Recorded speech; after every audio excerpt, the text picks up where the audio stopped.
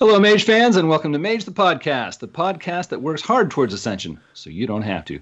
I'm your host, Adam Simpson. I'm joined by Terry Robinson today, and we are in another episode of Tomes of Magic. Today we're going to talk about Tales of Magic Dark Adventure. But before we get into it, I was going to open the floor to an announcement or two. I think I've got one myself. I was talking to a very intelligent Mage fan from Europe, and I was enjoying the conversation so much. And then she said, "You've got to see this movie called The Fountain. It is like the penultimate Mage movie, and if you haven't seen it, your life is the poorer for it." And I thought, oh, wow. Hey, I've been enjoying this conversation so much. I've gotta oblige the person there. So rented the movie, watched it through. It was done in 2006 with Hugh Jackman, and I'm blanking on the beautiful co-star's name, but Raquel Weisz. Oh, thank you. Yes. So it was a great movie, good stuff, very impressive visuals. But by the time I was finished with it, I thought, well, this is a deep and even meaningful movie, but I have trouble seeing it as a Mage movie. But then there aren't a lot of movies out there that you can say, wow, that is such an awesome Mage movie. Mage is sort of an elusive topic there, so I'm not so surprised I agreed. But yes, it is hard to find ultimate Mage movies. At some point, we'll probably have to, Terry and I will have to weigh in on the ones that we thought really hit the mark. Now, I've got another announcement on my desk. Terry, take it away.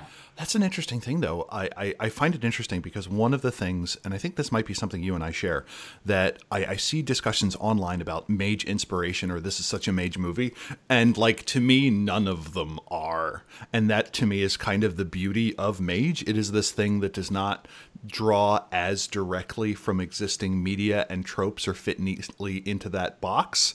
So I am curious what everyone thinks their favorites are. But as for announcements, thank you to those who got the Paradigm book on Norse magic that Josh Heath and I put out. Again, hopefully by the time you hear that book went out like a month ago, but if it only came out recently because things got in the way and you decided to grab it, thank you. We're eager to hear your thoughts.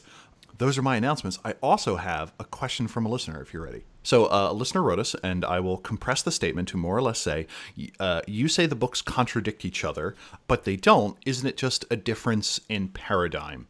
This is something that gets brought up from time to time, and I personally break contradictions into classes of contradictions, from the ones I consider to be entirely forgivable to the ones that I consider to be problematic. For instance, system contradictions are problematic. If we were to find a book said that a Glock 17 did 6 dice of damage in one book and 5 dice of damage in another book, that to me is not a paradigm difference. That is something that a storyteller has to rule on.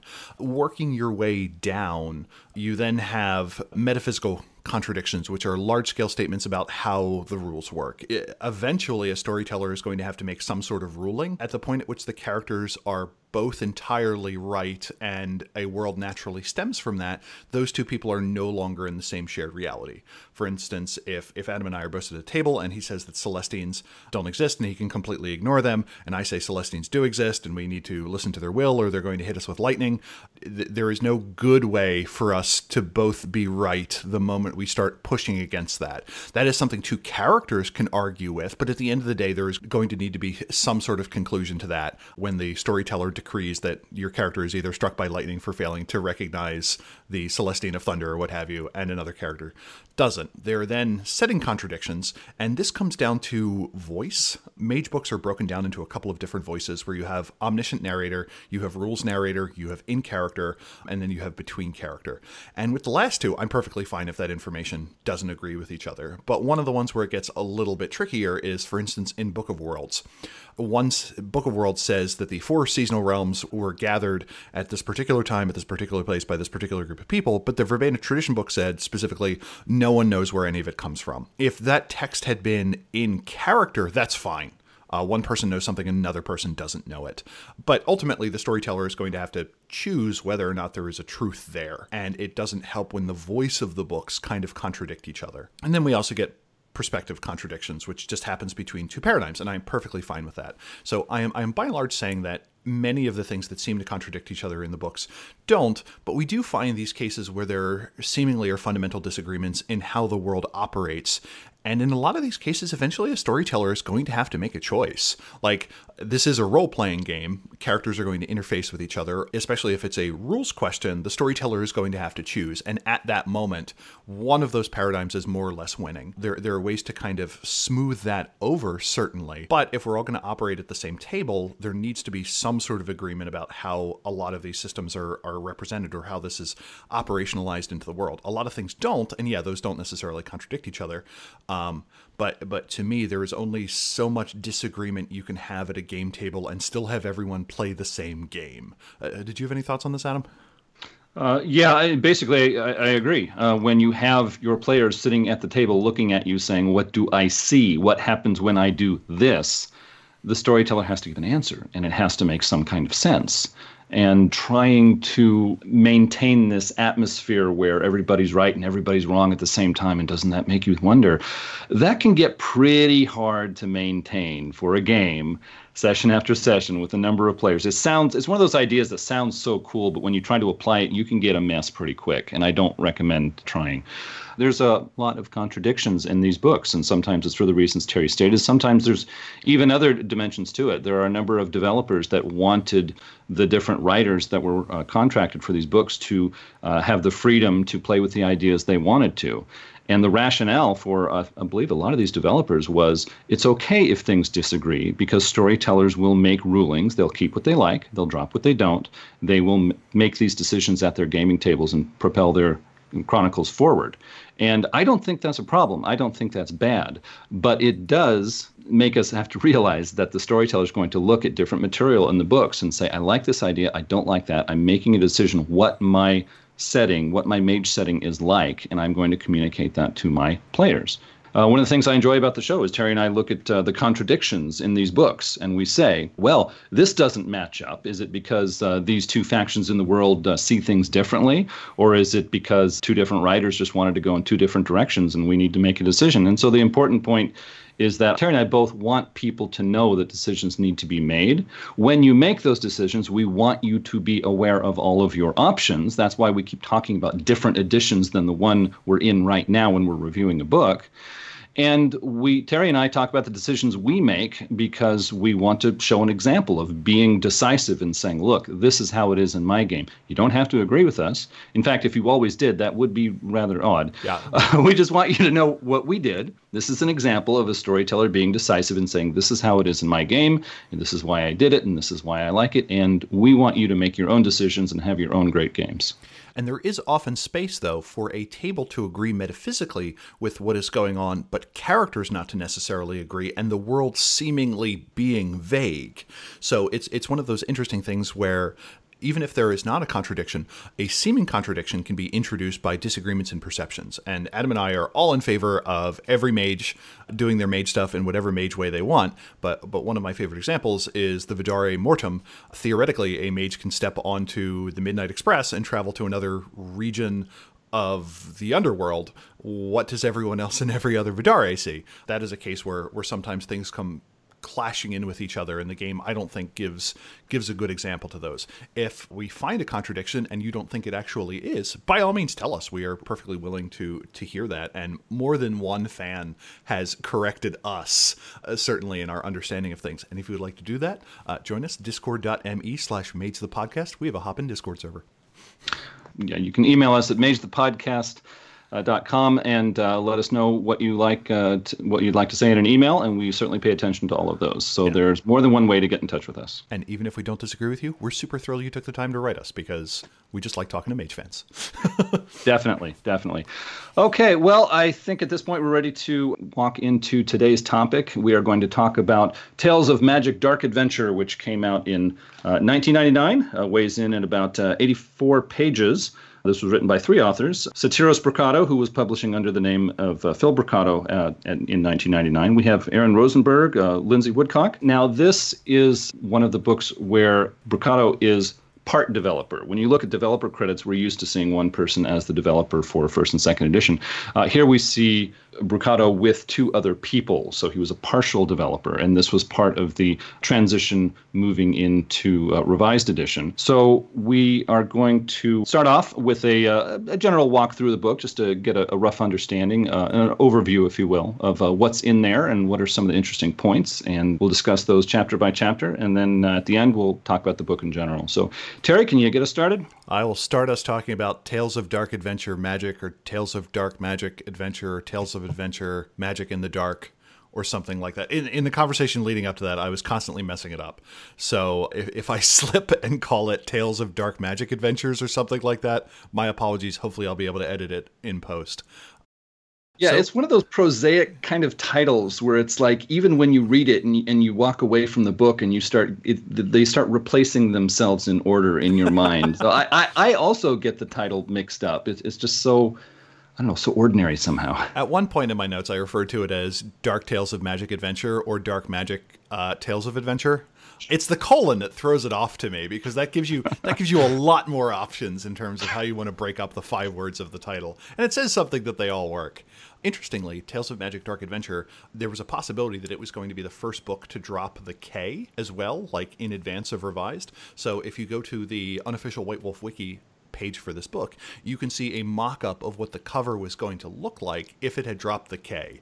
And it had slightly different templating and so on, and this was intended to be the first in a series where there would be Tales of Magic Noir or Tales of Magic Gritty Urbanism or something like that. And just those books were never produced. So, Storyteller Vault idea! The book starts with a prelude by Kathleen Ryan, and this gives us additional slice of life in the adventures of Amanda Jensen.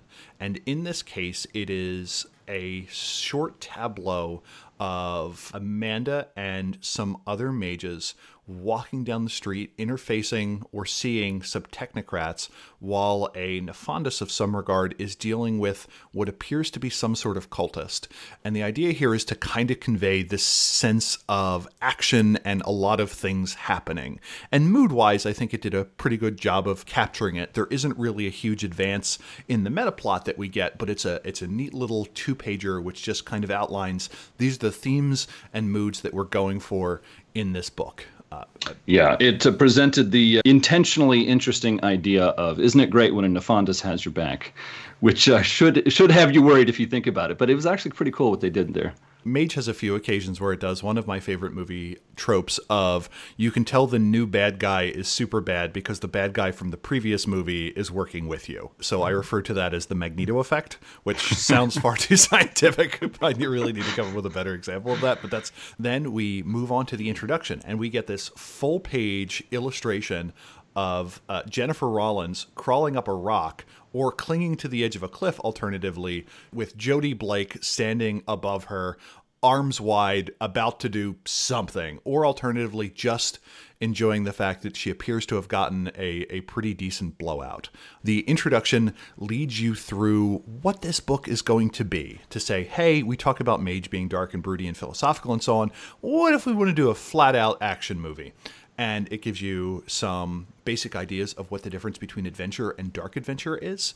The idea being adventure sets the energy and stakes of it, and the darkness introduces the fact that there is going to be a noir or gothic element to it, that the good guy won't necessarily succeed. Maybe the charismatic hero is not as obviously good, and maybe the grand villain isn't as obviously bad as you first think. So it walks through what is different between adventure and dark adventure, and then it just gives you a layout of what the rest of the chapters are.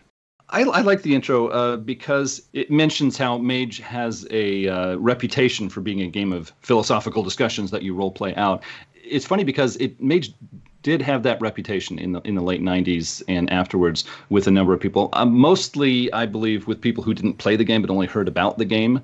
So, I mean, I was running my games, and we did not have long philosophy discussions. But it's funny how the game developers were kind of cluing into what people were saying about the game on the internet. And so they kind of wanted to react to that. I was getting energized reading the intro because it was describing a lot of story and trope elements and stuff from the Pulp Fiction's stories from like the roughly the 20s to the early 50s. So I was reading through this. It's like, sounds like the Pulps. This is going to be a great book. Yeah. It's interesting that you mentioned the long in character things. For my table, that is all stuff that takes place out of character. Like, it is kind of done as a downtime thing where a player may have a reflection on something that happened and may write up a 1 or 2 paragraph thing and pass it on to the group to be like, hey, I think this is how my character would think about having seen this thing. But at the table, we generally don't have those philosophical digressions. Now, on the Discord server, it is basically an interconnected web of philosophical digressions. So I wonder if it's one of those things where it's like during play it's less philosophical, but when we talk about it on the internet, it becomes another beast entirely. Walking into chapter 1, this is the first of the chapters that kind of gives you an idea of what mood is, how to set it, what tools in the storyteller toolbox could be, and maybe what tropes, themes, and aesthetics you can lean on to create a game that is dark adventure. They talk about the difference between high adventure and low adventure, where low adventure is heroic, but it's a kind of heroism that we think we as people could engage in. And that high adventure is these are larger than life characters doing larger than life things, and maybe physics just works differently for them, and these are people able to dodge bullets and dive through skylights and so on. And likewise, that the dark and dark adventure is our heroes are outcasts. They are not pillars of respectability. They are damaged. They've lost loved ones. That truth and justice might not necessarily be drivers so much as hatred and revenge, and that rather than pursuing victory, you're often trying to control damages, keep horrible secrets, and prevent a powerful enemy from subduing you. The magic aspect of it just suddenly changes the realm in which this can happen. We've all seen action movies where someone can jump out from behind a wall with 2 MAC-10s blazing, and maybe in a mage game that is a hit mark and you shield yourself with a sudden forces 3 effect or something like that, and says this is the way we can pull this lens through. The next part we get is a whole bunch of adventure concepts. One is the idea of the personal quest, that I am a character that wants to achieve something in the world, and this is what I'm going to do. This is how I'm dark and broody or dark and seedy, and maybe this is how my enemy is imperfect. At one step away from that personal quest that focuses on specific characters or events or other characters and kind of uses coincidence to get everyone involved, being like, the guy that killed your mentor killed my mentor too. Let's be besties. But also we disagree on paradigm, so it's going to be this awesome buddy cop drama. You have the idea of a mission, that someone is sent to do something by a higher up. It is impersonal, and somehow they get emotionally entangled or personally entangled in it. A damage control mission happens after that, where someone has done something and you need to go clean it up. And I love stories of this type because it combines to me some of the fun aspects of detective stories of, okay, so what actually went on, as well as some appraisal when you find the person who did all the damage, were they justified in doing it? So it has this interesting, to me, investigation plus moral appraisal aspect to it, and that is very much a story type I like. It also goes into a few other chronicle types, like a training mission that goes wrong, or a disaster where something sends everything sideways. Strange allies, to me that is not necessarily a type, but can fit into all the other ones. And then it goes through a whole bunch of conventions and tools that a storyteller can do to try and get everything together. For instance, what is drawing the players together? Do they have a common enemy? Do they have a common origin story? Is this something like the Lord of the Rings, where you have everyone in the Shire who's friends, and even if they don't necessarily have a tie to the one true ring or what have you, they want to stay friends and they want to do this together? How do you deal with incredibly large threats? Is this a case where you throw your hands up in the air, where you increase your own power, where you try and find someone else to improve things, and other tools such as that? And then the chapter kind of rounds out with a bunch of setting and time considerations, where it says, hey, one of the advantages of Mage is you don't have to set it now. That if you have the same type of story that seems to be going from weeks to weeks, even moving that to a new location like Niagara Falls or Egypt or Morocco or the White House lawn or something like that can add a bunch of interest to it. And then it gives a small amount of storyteller advice, of which my favorite by far is use all your senses. Anytime a storyteller takes a moment to tell me what I am smelling, I am generally immediately wrapped in, but maybe that's just me. I think it was a nice counterbalance to a lot of books that came before it that said you should have a gritty, realistic, detail-oriented story that focuses on nuances and characters rather than flashy scenes and flashy events. And this book was like, no, hey, let's go the opposite direction. Let's have gunfights and car chases and cliffhangers and fun stuff like that because, people like novels, people like movies. And when people sit down to play a role-playing game, a lot of players don't mind if that shows up there. And so I like that. It's a counterbalance to this notion that a lot of World of Darkness fans get that, all my games need to be this way or I'm not really in the World of Darkness. Like, no, World of Darkness is more flexible than you think. Let's talk about it. I thought the adventure concepts were quite solid. I liked reading through those. I thought those were some good ideas, even for experienced storytellers. And then other stuff like settings and other parts of the chapters is just sort of general purpose storyteller advice, a lot of which it's obvious. It's like, well, yeah, I knew that. I mean, if for those who don't know that, it's good to read about it. But most of us are like, yeah, I know I can put my stories on the moon or in the Umbra or in other time periods. I mean, we've even talked about that in Book of Mirrors. So it's like, I've got these bases covered. So generally, I liked it, but there were a number of pieces that were just kind of obvious already. But on to chapter 2. Yeah, sometimes I enjoy, this may be one of my overall comments, I sometimes find it reassuring to read what I call pat on the head books, which is you read a book and you're like, I know all this already, which is also a way of saying, maybe I'm not a crappy storyteller who has no idea what they're doing and is vaguely aware of the craft at which they are attempting to work themselves. So I guess that's a good point. Every once in a while it does feel nice to get that hug, except for when that hug costs $9.99. So touche. Yeah. So chapter 2, You Hear Something, is another storytelling chapter, as most of them are. It talks about how to arrange a epic chronicle. In the first chapter, it talked about a 4-step process of decide what kind of story you want to tell and to get player buy-in. Pick a powerful adversary or thing that you're going up against. Decide what kind of magic you want to highlight, and then finally to set the stakes. And this goes into a little more detail about that. It talks about managing mood, the importance of managing serendipity, which I think is understated in terms of importance in a game, where at least to me, I need the players to get some buy-in on a certain number of unlikely coincidences so that everyone can keep their stories going at the same time. If I have 5 people at a table and each of them have 5 different agendas, I need to find as many ways as humanly possible to wind those agendas together. Otherwise, people are just going to be doing like, why do I care about this? Well, buddy, it just so turns out that the guy that killed your mentor also stole the book that you're looking for. So I am all in for using those coincidences as much as humanly possible. Some advice on how to manage what they refer to as cheese, that sometimes things go over the top or you have crazy villains with giant death rays, and that while that can be a fun adventure, that kind of isn't dark adventure.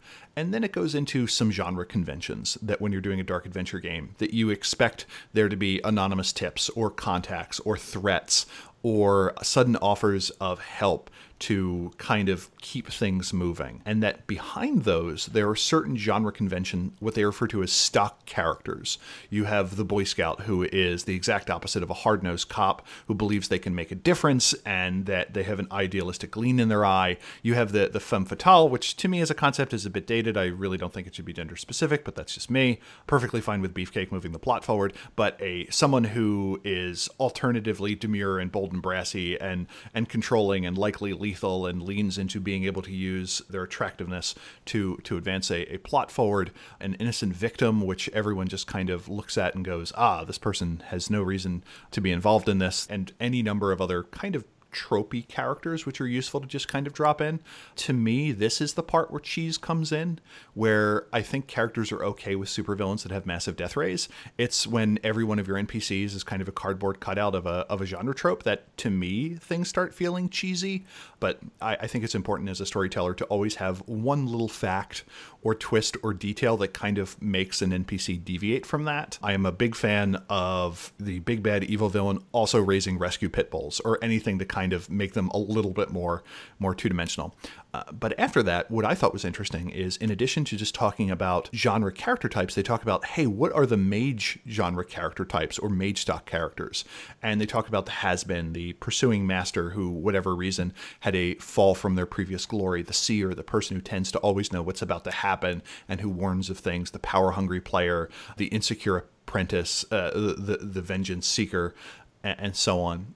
And then the final section is on craft, which is to say, what are some mechanisms that a storyteller can use to kind of invoke these things? And one they talk about is cross-cutting, moving rapidly between two or more groups of people doing something, foreshadowing, the importance of cliffhangers, what a red herring is, which is the idea of just kind of having a distraction that players think is important, and I have a personal hatred of, because anytime a player discovers they've spent 2 hours pursuing a red herring, I've never had a player go, "Oh, you got me." It's invariably, "I'm going to burn your house down. Why did you waste my time?" That may be a bit strong in terms of response, but that's generally what I get.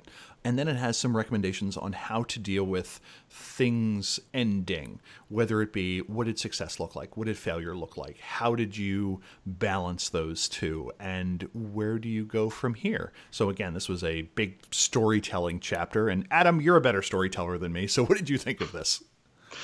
Well, I'm not sure everyone would agree with you, including me. But Chapter 2, I thought the genre conventions were good. I liked reading that section. I thought there were some neat ideas there. But when it came to stock characters, even mage stock characters, that was just not so interesting to me. Encouraging someone to lean on stereotypes that might not work as well as you think at the gaming table. So I wasn't crazy about that. The section called The Craft, which was talking about foreshadowing and cross-cutting and some other storyteller techniques, it seemed like repeated material from previous published Mage books, and so I have a hard time getting behind that section. But before moving on, I did think it was interesting that they had a short section in there where they said, what about cheesy? I mean, it's not good if your games get cheesy, but how can you possibly deal with that? And that is something that I have had to deal with when I was running Mage Chronicles online. I want to instill in my players a sense of wonder, like they talk about a lot in the second edition Mage books. That sense of wonder is so great when you can do it. And even Mage characters in the setting talk about how they want to do that for the sleepers in general society. In my games, I've introduced some elements that I thought would be fun for the players to interact with, and oftentimes I'll get most of the players go, "Oh wow, that's so cool." They're in some place at night and they're trying to sleep, but then someone dressed all in black comes through, and this villain is throwing knives, and every time the knife sticks into something, it bursts into flame, and most of the players are like, "Whoa, cool! I do this, I do that. Let's resolve this." And then you've got I had at least that one player who said, "This is cheesy. This is like a bad comic book. What is this about?" And so I thought, well, I'm not going to back down now. I had this NPC. I had the NPC villain attack the character who was objecting, the player who's objecting. And it's like, yeah, you think it's like this and it's like that, but now it's in your face and it's after you. And we are running a game right now. What are you going to do about it? And so he had to interact with this thing. He had to save his character's butt. And after that scene was done, there was no complaining. It's like, I think on a certain level, he sort of got it. It's like, this is totally unbelievable, yet it's right in front of me and I can't ignore it. I think I have to believe this now. And I think it helped him kind of get into the story more. So don't always be so afraid of cheesy. Sometimes it can actually be a turning point. Yeah, and to me, cheese is genre specific, where in a very tense, emotional, broody story, somebody breaking in and waving a gun around, to me, would be cheesy, because it would be against genre. But in your game, yeah, someone breaking in and throwing knives and causing people to burst into flames, that isn't cheesy. That's kind of what we expect from it. And if I did have a criticism of this book, it's get everyone on the same page first. They kind of say, well, sometimes players won't be into it, but RPGs are collective activities that involve groups of people agreeing on what they want to do to have fun. So as more and more time goes on, I am more and more collaborative with my players in terms of saying, hey, emotionally, I want this chronicle to go here, or this is the kind of pacing I see. What do you guys think? And to some people, that removes the mystery of the game, of it being this perfectly formed thing that emerges from the storyteller's head that players interact with.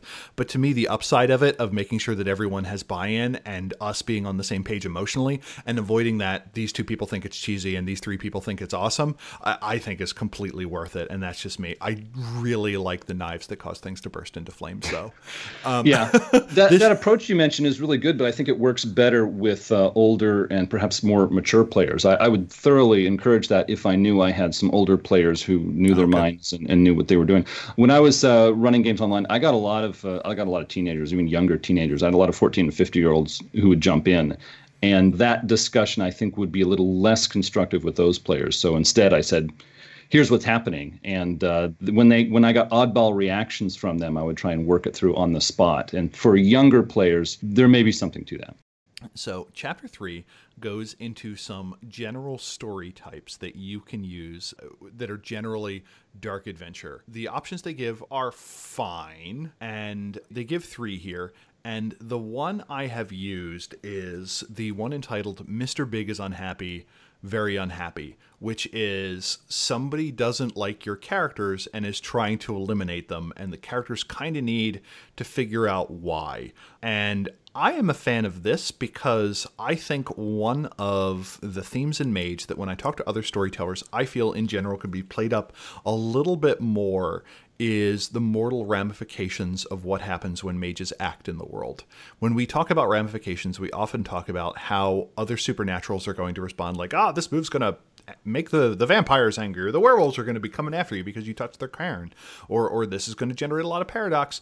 But often there is very mortal enemies. I think one of my favorite examples was talking with Bob Batten of 25 Years of Vampire the Masquerade, talking about the moment anyone in a position of power within a organized crime syndicate finds out that one of their members has the ability to do something that no one else can, immediately the question is not going to be like, wow, that's amazing, but okay, how do I take advantage of this person to get them to do what I want? And the first answer to that question may be to kidnap your grandparents or something like that, or hold a loved one ransom. So the idea of a mortal threat opposing a mage that just has a better position is probably one of my favorite plot types. And in this case, it talks about running the gamut from just a simple cartoonish villain of, I don't like that guy, here's $10,000, goons, go kill him, to something much more subtle where characters suddenly find out that their bank cards don't work, or that someone has taken out a loan in their name, or their door locks have been changed, or something like that. Did you have a favorite character? Did you have a favorite general story type of the ones listed here? I don't really have a clear favorite, but the one you mentioned is something that perhaps a lot of mage storytellers do tend to overlook. It can be very interesting to have the players in the regular sleeper realm, and for some reason that they can't just leave it out of convenience. Oh, this looks messy, I'm going to run to my chantry and wait till it blows over. So I give them some reason where they need to stay. And then you can engage in these very more nuanced stories where it's like, look, I can't just defeat this guy in a fight or get air out the dirty laundry of this other guy and shut the whole thing down. It's like, this is a much more complex situation. And mortal antagonists are very good for that. The next part of this chapter is a current events section. And this section blew my mind because I completely forgot that all of these things happened before Revised. And it just walks through some of the key events that have happened in the late 90s. The first they list is the Concordia War, that somebody allowed baddies to get into Concordia, which is the name of the realm in which Horizon lay. And there is this ferocious battle as this character called the Ascension Warrior, or the new Hallel, storms the council's home and starts laying waste to it, saying that we young mages need to be in charge and oppose them. And eventually there is a pitched battle that finally terminates in the council chambers. And this character is unfaced and proved to be false halo. Spoiler alert for a plot event that happened 22 years ago. The council is kind of in ruins. The second event they talk about is the War of the Ruins, that Duizatep has fallen. The shade realms of forces and the ruins of Mars are up for grabs. That a internal battle caused it to fall. Its defenses are down, and as the magic recedes that protects the pace, there are pitch battles to pick up the ruins of this place, all the lost lore and knowledge, and maybe trapped umbral creatures, and the huge stores of Tess or quintessence that are there, as well as all the talismans and wonders, are an interesting thing, and everyone is fighting over it. That technocrats are trying to get in on the action, that marauders and Nefandi are trying to do it as well. The last two that they mention are Project Invictus, that there is a group within the technocracy that has realized that the Special Project Division is fundamentally tainted with its contact with Pentex or Pentax, I can never remember which one it is, and they are starting a slow process of trying to infiltrate Special Projects Division so that they can remove it. They find it's much more complicated than they think it is, and to simply destroy Special Projects Division would create a market crash internal war, and nobody wants the traditions or other enemies to find out about it. The last thing they mention is the hunt for Helicar, that at some point in the late 90s, the House of Helicar, which was the chantry of the Consanguinity of Eternal Joy, run by Vormos, Grand Harvester of Souls, which may be one of the dorkiest sentences I've ever said out loud, like stringing together Mage-specific terms and things that have happened in universe, that thing has disappeared. That House of Helicar, that walking, or in this case listed as floating chantry, will appear in the Umbra over heavily tainted places, pick up all the tainted quintessence there, and then zoom back somewhere into the deep Umbra, and that periodic attacks are happening, and they all resonate with the presence of Helicar, and the characters need to do something. And I completely forgot all of these events happened before Revised. It was interesting because, like my friends, I was not reading the World of Darkness fiction that White Wolf Company was publishing. I just bought the game books. And so as a Mage fan who reads the published Mage game books and not the published World of Darkness fiction, this was the first time there was any mention of Concordia War, Project Invictus, or the Red Star. The Red Star was, they explain that a new star appears in the sky. It has a red color. It's an ominous portent. Different people think different things about it. It says in this book that the Nefandi consider it a great thing because it means destruction is coming, and that's kind of their thing. So the Red Star was a big plot element in all of the World of Darkness game books in around 1999, because in late 1999 or early 2000, they were shifting over to publishing their revised editions, or third editions of many, but not all of their games. And so the next book we're going to talk about has a little label on it that says Year of the Reckoning, which was 1999. And there were a couple of things attached. But basically, this is the book that introduced a lot of these meta plot elements to Mage fans and got us all excited about all the changes that were coming for the Year of Reckoning, or Year of the Reckoning. Appendix! And then the book, as all good Mage books do, includes an appendix that includes some character templates, and it goes through things like beat cops or vagabonds or urban shamans and other such characters, and gives recommendations on statistics or what common traits that they may have. My one quibble here is no willpower ratings are listed, and willpower is terribly handy if you're trying to mentally influence someone. So I generally like when those are listed. You'll note that this goes against my commentary when I'm like, why did they bother listening the willpower for hyenas and mice or what have you in previous books, because generally I'm not trying to mentally persuade them to give me information. Anyway, next it has a classic stunts section, which is to say these are slightly altered systems that allow your characters to do, for lack of a better term, really cool things in an attempt to get a particular story beat to occur. For instance, you may want to be the type of person that people just come up to and tell you everything that's on their minds, and they just pour out their hearts to you, and they give you a recommended way of doing this of charisma plus intuition difficulty 8, and they give you advice on what magics can make this more possible. In the case of what they refer to as the core dump, where people just tell you everything that's on their mind, mind 1 or 2 or entropy 1 decreases the difficulty of the roll. And they go through a bunch of other ones, such as the grand entrance of how to walk into a room and have everyone notice, alone in the crowd, that cool thing where you're surrounded by people fighting each other, and then everyone parts ways and you just get to duke it out. There's a slight variant of that where you're going up against the head ninja and all the other ninjas refuse to attack and just dance around menacingly around the edge. I assume that's a Mind 3 effect, but I haven't come up with a system for that yet. The knockout blow, and all other sorts of kind of action movie tropes that they give kind of generic systems too.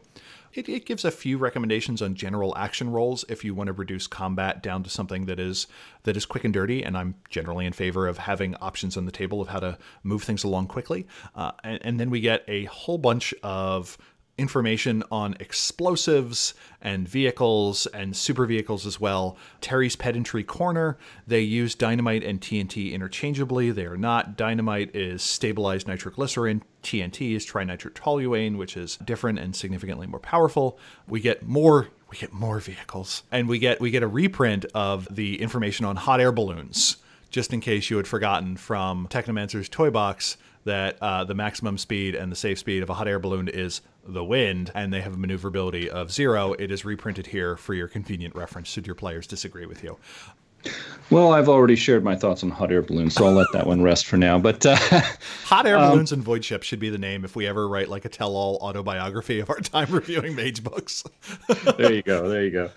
I don't think I would use the classic stunts. I kind of like the idea behind it, but it brings complexity without bringing enough value to justify it. So, I mean, I'm not down on this, but I wouldn't use it.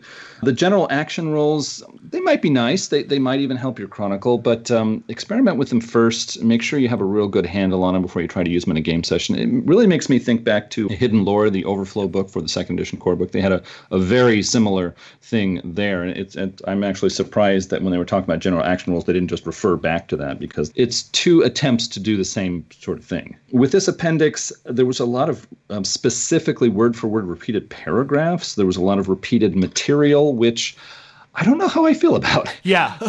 As a person who buys every book, it's irritating. But for those people who just buy a few books, it's probably real darn useful. So I don't know how to feel about that. But yeah, as a Mage fan who does really like the game and buys all the books and reads through them, I was like, guys, yeah, I just read about that 2 books ago. But it's going to be useful for some people, so I shouldn't bag on it. Generally speaking, Appendix had some useful things if you don't have those previous books, and a lot of discussion on those explosives. I didn't see a disclaimer for don't try to mix up nitroglycerin at home, but that's probably assumed. So yeah, I think that's a safe assumption. It is one of those weird things where it's like, this is the exact same word they used to describe gasoline in a previous book. Like, I'm not going to be mad that it's like, oh man, they didn't give me a new fresh-eyed take on gasoline as a system in the game. But I'm with you. It's one of those things where it's like, how do I feel about being listed across multiple books? On the plus side, I can never remember what book it was originally in. So periodically I'll have a discussion with another Mage fan. We'll be talking about an explosive and they'll be like, it's in Bloody Blood. And I'm like, no, it's in Bloody Blood. And we're both right. So I guess it is useful. And usually is that another example of paradigm? Yeah. That is a case where everyone gets to be right. The typography and layout is improved versus some of the previous books, so it's kind of nice to have it there. The street fighting weapons I liked. I think it is useful to have a relative idea. I did find it fascinating, though. Like, sometimes I try not to think too much about these things too much. Like, the attack difficulty of a car antenna is 4 versus a broken bottle, which is 6, and they both do strength +1. The broken bottle breaks after 3 blows, but the car antenna helpfully is noted as extending your reach. One, I think this is hilarious because car antennas nowadays are about maybe 6 inches long, and the rest of the antenna is inside of the vehicle, so that's not really going to do much. And 2, like, you can mess up a guy with a car antenna based on the systems given here, because with difficulty 4, you're going to be able to pack a wallop with that. And again, I try not to stare too much at some of these systems, but I find it useful as a storyteller to be someone's like, I grab a bottle and smash it against his face, or I grab a sheet of glass. I like the fact that a sheet of glass does strength +4 damage and cannot be hidden, which is kind of funny because it's a sheet of glass. You're like, well, I'm not so sure how I feel about the car antenna, because I was in an auto body shop and there was one disconnected from a car and I was like swinging it around. It's like, my gosh, this has got to be higher than difficulty 4. This can get out of this. Like, the way it's going, it can get out of your control pretty darn quick. Yeah, I feel like we should do an April 1st thing, which just breaks down the systems for different kinds of car antenna. Like the guy that has the giant CB antenna versus maybe like a Sirius XM antenna or something like that. There you go. This is the content that Mage fans want. I always like having armor references because I can never remember how much damage a trash can lid can take versus a motorcycle helmet and so on, which I'm fine with. And I guess I didn't have any thoughts on any of the inspirational material, but then again, I have a fundamentally weird relationship with inspiration. I guess the biggest thing I would say regarding inspiration is hit TV tropes, which is an amazing resource for every action movie trope that you can kind of think of. Did you have any other thoughts on this before?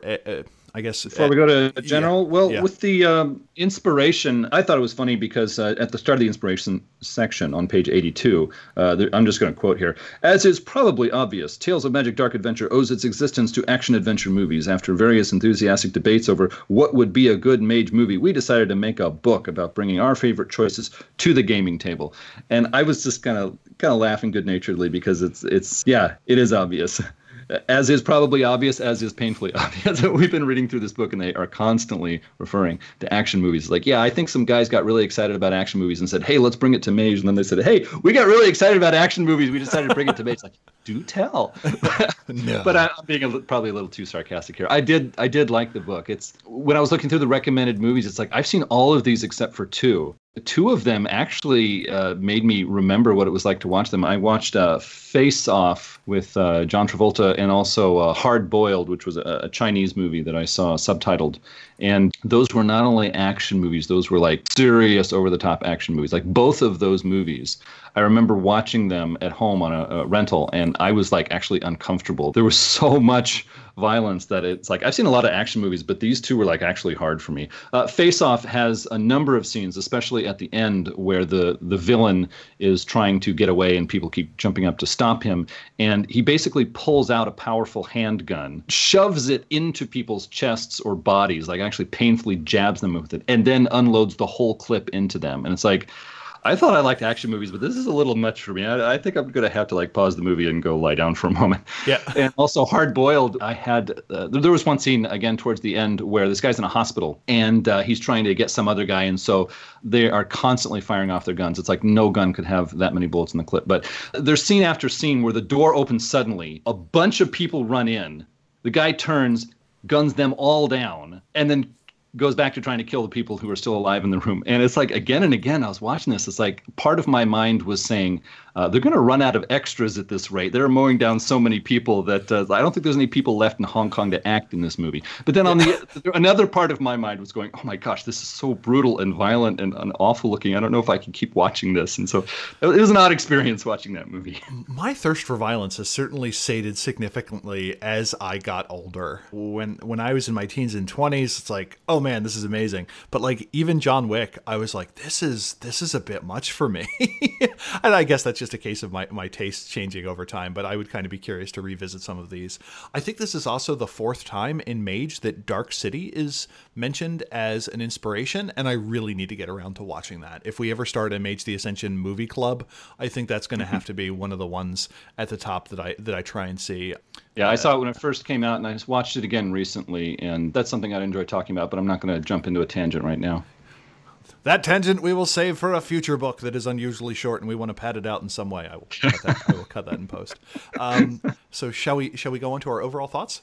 Certainly. When I was reading through this book, the impression was this is the Book of Mirror's little brother. I think this is an example where I heard in later years that a number of people were writing into Brocado and some other people at White Wolf going, Mage is really interesting for me, but I'm not sure how to run it. Can I get some help? And so at the end of second edition, there were a number of these books that had pretty substantial storyteller advice. We've got Dark Adventure. We've got a big section in Digital Web 2.0. Orphan Survival Guide has some substantial storyteller advice. It's just a lot of these books really drop that in there. The developer thought that's what people needed. And from my point of view, I was wondering, is this the storyteller advice that was actually needed, or is this just what they thought would help people? I often have discussions here and there and read forum posts online, and people are saying, Mage is an interesting game. How do I run it? And it's like, well, what is it about Mage that is hard for you? Is it the rule systems? Is it you've never run a role-playing game before? Is it all of those factions in Mage? How do I keep track of them? Or is it the core concepts of Mage? It's like, how do I really actually do a seeking with my player when we're both sitting at the table looking at each other. It's like, yes, it's hard to tell what do people need. And so this was their attempt to fill that need, and it was certainly admirable, but was it what people needed? I don't know. Yeah, it's one of those things where I would have been fascinated if the series were continued and we got Tales of Magic broody romance, or Tales of Magic tragic loss, or something like that. I would be curious to see what additional entries would have looked like. I think my biggest thought is I really like the Storyteller Guide little brother. The stunts hint at what I want from a game. I want a game's themes, setting, and mechanics to all point at each other and reinforce each other in kind of a cycle. And modern games, almost too much, try and do that, where they say, in Blades in the Dark, we want a high-stress, boiler room setting. So we're going to make a world where the characters physically can't leave the city to let things pass over. It's really hard to hide. And we're going to have this stress mechanic that lets characters push themselves for exceptional results, but at the possible cost of completely burning out and then having to deal with the ramifications of that. For an action game, we now have things like momentum, which is a pooled resource that whenever the characters are set back, they can add to the momentum pool, which helps them do better later. Or stunting in Exalted, where you can give this giant, over-the-top, beautiful description, and you are mechanically rewarded for it. This game kind of tries to do that with the stunts, but the problem with stunts is players need to know that it's something they can do. So as a storyteller, you now need to provide a list of stunts, and you need to provide systems for it, which you can do. You can just copy them out of the book and hand them to the players. Or you need to make the players know, hey, if you want to bang on an action movie trope, we are going to make that easier than the book would suggest it is. Like normally to do this thing where the circle clears out, you call out a guy and then you go in for a punch would take 3 or 4 different rolls, or we'd have to do this other thing. But we're just going to say, because we want to do action, that it'll go straight there. I wanted more of that, and it didn't quite seem fully developed. One example, just to bolster what Terry's communicating here, is if someone wants to jump into the air and fire 2 pistols at the same time to actually hit enemies, and then land properly on his feet, which is, of course, well known from Chow Yun-fat Hong Kong action movies. In the regular rule system for Mage, as established in, I think, all of the core books, they have to divide their dice pool. And to do that, you have a low chance of succeeding in any one of those things. And when you're doing what I just described, missing on any one of those points is going to be really awful, and it might even be very dangerous for your character in that scene. And so by giving this stunt, you're saying to the players, no, you're not going to be punished for trying to do that. Go ahead and do that.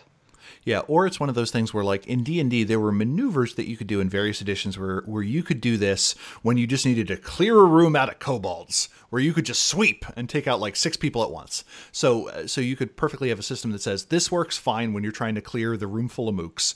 This is not something you can do for the boss battle, or something like that. I really feel like the stunt system could have been developed into a system. And someone might say, well, you had combat maneuvers in a World of Darkness Combat or the Street Fighter RPG. I should really just stick with World of Darkness Combat. But that was a different thing. That was when you were focusing on the mechanics of the fight and you really wanted to blow by blow. That to me achieved a different goal. And I just would have liked better developed systems. And to me, where that really fell flat was this game seems to presume that focuses don't exist. Like, if you're going to do the Chow Yun-fat and it says entropy 2 or forces 2 add success to the attack roll, like, are you going to spend like 20 minutes drawing the pentacle of Saturn and then being like, okay, now it's time for me to jump in? And there you go. I really would have liked an aside to say, hey, this is how the idea of focus and so on can be done. And in M20, we kind of changed that with the idea of violence being a focus, that punching a guy can be your focus, which never quite hung together with me, but at least it's there, which makes it super hard when you want to use that focus for non-combat oriented thing, being like, yeah, I need to blow this lock open, but my focus is violence. Jim, can you take one for the team? Can I just hit you? It'll be in the shoulder. It won't hurt that much. It'll hurt for a while, but really there's no permanent tissue damage or something like that. Which is also why I'm glad in M20 they got away from the one sphere, one focus rule, even if it introduced other complications. This is a super interesting game that requires some changes to me, either having higher retake characters or something else. The other thing is high action games generally have systems to allow you to fail gracefully. Like a lot of the high stakes scenarios they set up are ones where failure just means you die. Like if you're hanging onto the side of the bullet train going over the rail bridge and the storyteller asks you to roll to see if you can maintain your grip. If you don't, like you fall into the gorge and die. And you might get a roll on the way down to do some rapid fire magical effect, but some advice on how to keep things on the rails, because in RPGs, players fail much more often than our average action-adventure character does. And the rules of the World of Darkness don't work super well with that. So some recommendations on either being like, okay, only roll when a failure is going to be acceptable, or will create an interesting outcome rather than roll anytime someone could feasibly fail. It's like, okay, great, you fell off the bullet train, our story's now over. Or we now need to go through this long story for you to catch up with the antagonist again. Some advice or some systems on how to rein that in would be useful. Like, for instance, in New World of Darkness or Vampire 5th edition, you have the option of blowing a point of willpower to like re-roll failed dice. And introducing that, I think, could be terribly helpful. It's one of those things where I think the themes went out further than the mechanics, and I guess that would be my biggest criticism. And I fully understand that I'm the mechanics hound.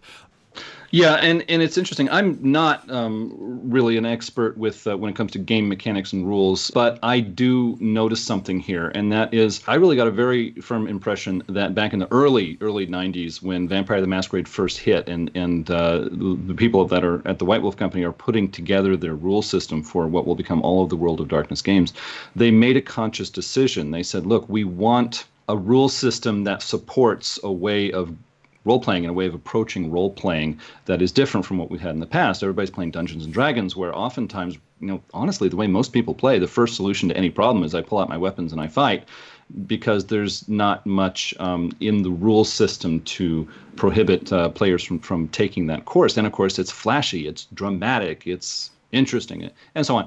And so when they were making World of Darkness rules to support this new family of games, they were thinking, look, we want to support these situations where stabbing and shooting is not the first solution because they might stab and shoot back and that's really going to hurt. We want a game that motivates players to plan ahead, talk it out, etc.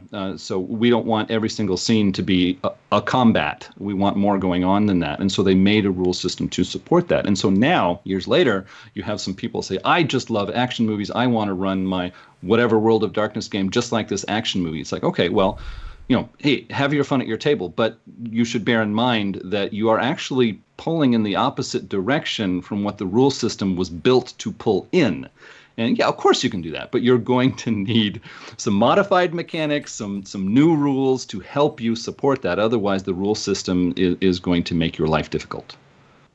Yeah, and as you mentioned, it's kind of interesting because you have games that have, I think to me, if you want a generic system, it needs to be able to take care of physical combat in some way, social intrigue, and investigation. Those to me at this point are kind of, if you want to claim that you can do anything in your world, those to me are the three minimum systems. And at this point in the World of Darkness development is it has the combat system and it kind of has the other two. It's not quite as formalized as New World of Darkness's door system for social intrigue, and it doesn't use something like Gumshoe. My only statement, I guess, would be is if you're as fascinated by the crunchy bits of a system as I am, if you find that the old World of Darkness isn't quite doing what you want it to do, it is not your fault. Systems specialize in different things. The fact that failure is so common and that botching exists very much reinforces the fact that this is a dark world where bad things can happen and things can go south very suddenly. Look at other game systems. And one of the things we do in our other episodes is we try and bring in other games that may have rules or systems that tables may be interested in that allow them to better access the themes or game type that they want to. But if you don't feel that the system is quite doing it, change it. You have Adam and mine permission to do it. Yeah. Well, I guess the last point I wanted to raise was this book is the first book that really starts the ramp up to Revised Edition. Yeah. In fact, when I was reading through this book, there were a few things in there that made me think this feels more like Revised Era than it feels like what you might call Second Edition Era. I actually, now that I've read more of these Mage books and discussed it with more Mage fans in the past 2 years, I actually have reached the point where I don't like to talk about the differences between first edition Mage and second edition Mage and revised edition, etc. I like to instead pin it down to when a different developer was at the helm or when there was a different push, towards some direction. This is the beginning of the push towards what you might call the revised era. And so one key example that stands out to me is on page 61. It is talking about the different things happening in the world of darkness, sort of the meta plot at this point, introducing us to a lot of the elements. And it says, there's one sentence that flatly states, the traditions are corrupt, and the R is like italicized. The traditions are corrupt. And I was reading this, like, hold on. There is no previously published Mage book for first or second edition that says the traditions are corrupt, or don't you know that the traditions are corrupt? And so I was like, well, okay, this is a bit odd. What is it? And then I realized, oh yeah, they're preparing for revised edition. And of course, and this is no spoiler for any sort of Mage fan, in revised edition, the setting of Mage changed dramatically. They closed down a lot of the access to Horizon Realms, Horizon Chantries, etc. for all of the factions of mages. They removed a lot of the older and more powerful mages from the setting, and they said the younger, less powerful mages, that this is their day and this is their time to shine. And I'm not saying that's good or bad, but I am saying that they're preparing for that. And so if you take all of these Council of Nine Mystic Tradition resources, the Horizon Chantries, etc., these masters who are mentors to so many of the player characters, and just sweep them away suddenly, that's going to sound like a tragedy. It's like, oh my gosh, all these good people got bottled up or killed by this disaster that went through. Isn't that awful? But if they say the traditions are corrupt, and they were making a mess, and the Ascension War had a huge body count that was making everybody miserable, which is not in any previously published Mage book, but it is in this one. It's like, now it's less of a tragedy and more of an opportunity. It's like, hey, all this bad stuff was happening, and I couldn't do anything about it, but events have pushed it aside, and now I'm in a position where I'm empowered to do all these things that I couldn't do before. And so it's exciting. It's an opportunity for all these player characters coming in. And so I understand why they did it. And people reading this book should not take this as like gospel. It's like, oh yes, all through first and second editions, the Council of Nine, the leadership, the movers and shakers in there were hopelessly corrupt and doing terribly evil things. It's like, no, that's not really what the takeaway here. I wish they hadn't used the word corrupt, because to me that can mean one of two things. Like we talk about corruption in this game because we literally have the Nefandi, we literally have the Infernal. And when I read that section, I wasn't reading it as the traditions have been overtaken by Infernalists, but that they have become mired in their own internal politics, in the same way that we could talk about a corrupt politician who's not interested in serving their communities, but is interested in advancing their power base, or is taking kickbacks, or is just trying to jockey for position. To me, it was that kind of corrupt. And it's just one of those things where this game has multiple kinds of corruption. And I wish they had just used a different term, because there are a lot of arguments I have where it's like, oh, the traditions were infiltrated by the Nefandi, they're corrupt. I'm like, I don't think that's the kind of corrupt I mean. But yeah, it's one of those things where they say, oh, nope, this is the way things are. And you're like, oh, okay, good to know. It certainly paves the way for revised, which we're like 4 books away from. We will be there soon. Yeah, and it's even one of those things when people talk about revised, I don't feel comfortable talking about it as if it's one thing. To me, this is what revised was like when it came out. This is what revised was like during the vast middle of it, because revised gives us entirely new tradition books. It is the edition of Mage that has the most books. And then you have very late revised, where the world does really feel like it's coming to an end through Ascension until we finally get our reboot. So even when we say revised, I feel like we can break that down. And I realize one final thing. If nothing else, this book is well written and well illustrated. This is a well put together book. There wasn't a lot of wasted word count. We didn't have any of those things where a single character would get 1 sentence or 7 pages. It was really dialed in, and it almost makes me sad, because I know that creative team is going to have so much turnover that the nature of the books is going to change, and it's going to take a little bit more time for that new group of writers to hit their stride. So even though we don't think this is the greatest resource, it is very much a well-written, well-put-together, tight little book in that regard. Yeah, and I certainly agree. I was reading through this book. It's like, I like this book. Would I recommend it? No, I would not recommend it, but I like it. It's a good book. I like it. But if somebody said, hey, I'm running Mage, do I need this book? I'd say, well, no, you don't need this book. It's one of those things where I wish Storyteller Vault or Drive-Thru RPG would come together with would make new versions of the old Mage Chronicles, where they would combine 2 books into one large omnibus edition. I think this would be an amazing inclusion for that, to do this plus Orphan Survival Guide or something like that, and just kind of put it together as, here are 2 Chronicle style books that we're going to put together into one thing, and it's going to be $9.99. If you can get it for $4 or $5, periodically there are 50% off sales on Drive-Thru RPG, get it.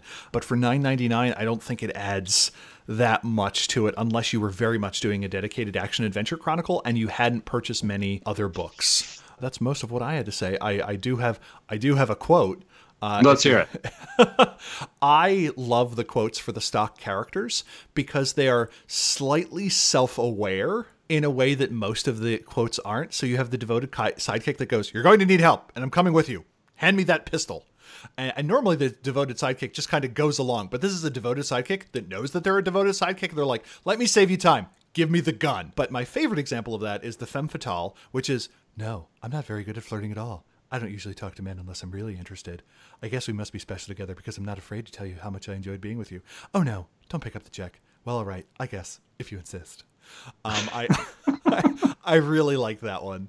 The on-the-nose, tongue-in-cheek, self-aware. I think it really landed well, and a lot of the quotes gave you that. It's like when you're watching a movie and somebody fits a character trope, and that character seems to know it and kind of leans into it a little bit without making it too obvious. That one really landed with me. So, and this is the first one I think I've mentioned that didn't involve bedroom things. So that's probably a first when it comes to Terry's weird quotes. Even Terry can surprise us. It's always room. Well, if you have something to say, please contact us at magethepodcast@gmail.com with your questions, comments, or feedback. Subscribe to Mage the Podcast on iTunes, Google Play, TuneIn, or a number of other services that are starting up. If you like the show, others might like it too. And if you leave a review about Mage the Podcast, it helps us become more visible in their searches. You can follow us on Twitter at Mage the Podcast. We're also on the web at magethepodcast.com. I really enjoy the website because it not only has all those episodes that we can listen to, but you can get some sense of their chronological order and the great show notes, which I am saying I love so much because I help make them. But no, really, there are some good things in the show notes. We do encourage you to click on some of those links and see some of the things we're talking about. This episode is thanks to executive producers Ira Grace, Richard Bat Brewster, John Magnuson, Christopher Phillips, Bryce Perry, Brendan Morrill, Andrew Katz, Michael Parker, Anders, and Justin. If you would like to become an executive producer for Mage the Podcast, it would help us keep producing episodes, keep bringing you the stuff that hopefully you like to listen to, and we certainly like to give you. You would also become a part of our own council to discuss upcoming projects. The link in the show notes will get you started. Well, thanks everyone for listening, and until next time, truth until paradox, baby. Join us in 2 weeks for a guide to this technocracy, and with that, bye.